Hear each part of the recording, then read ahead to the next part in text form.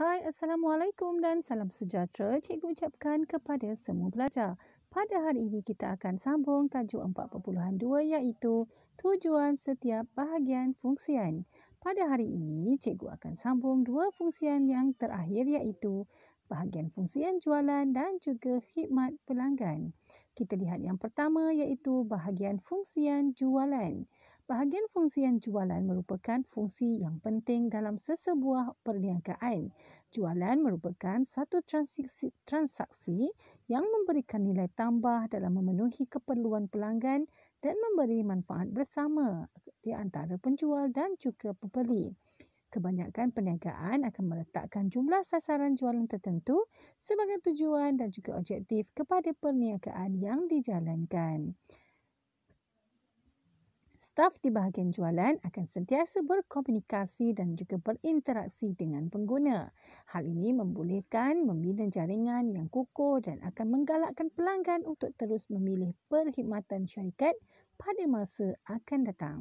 Kita lihat tujuan bahagian fungsian jualan. Bahagian fungsian ini dibentuk untuk memastikan jumlah sasaran jualan yang telah ditetapkan dalam objektif tercapai. Selain itu, semua staf bahagian ini perlu mengetahui dan faham undang-undang yang melindungi pengguna dan memahami jenis perniagaan yang dibenarkan dan tidak dibenarkan. Staf yang berkemahiran dan berkebolehan bertanggungjawab untuk menjawab pelbagai soalan daripada pengguna serta mempengaruhi pengguna untuk membeli. Peranan bahagian fungsian jualan ialah menjawab pertanyaan pelanggan berkaitan dengan barang yang dijual seperti jenis barang, spesifikasi barang, kuantiti barang dan juga cara pemasangan dan juga penggunaan barang.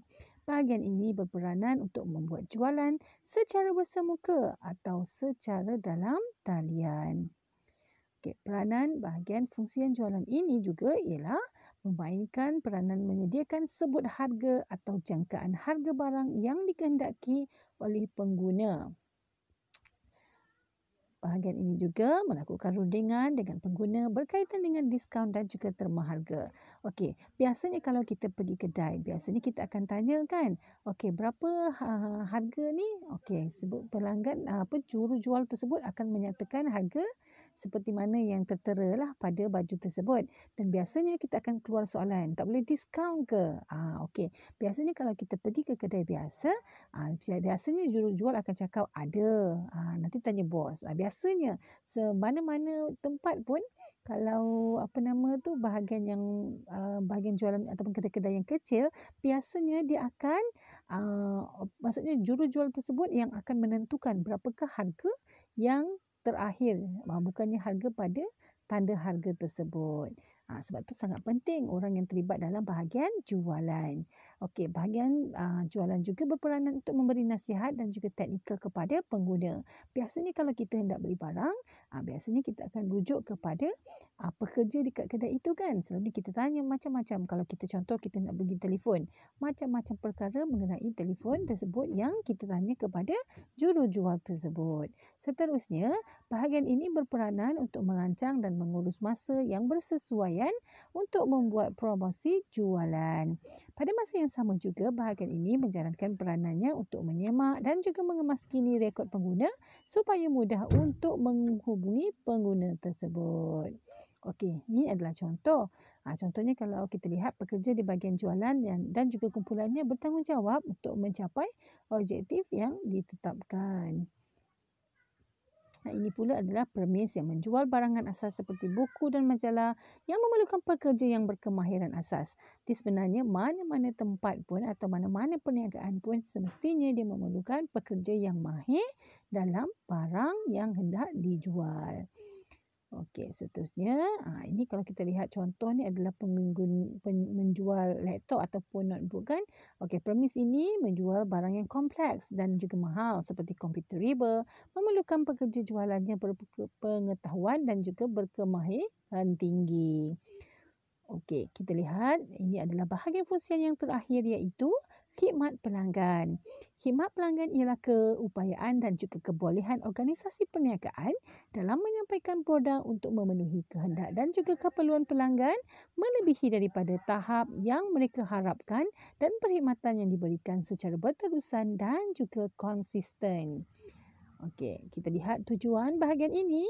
Khidmat pelanggan adalah untuk memberi perkhidmatan kepada pelanggan. Pengurus bahagian ini akan memastikan pelanggan akan mendapat perkhidmatan yang terbaik.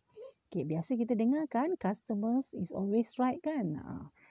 Okey, kebanyakan organisasi perniagaan akan bertindak dengan melantik dan juga meletakkan staf dan juga pekerja yang bersikap positif untuk menjalankan tugas dan juga bertanggungjawab kepada bahagian khidmat pelanggan.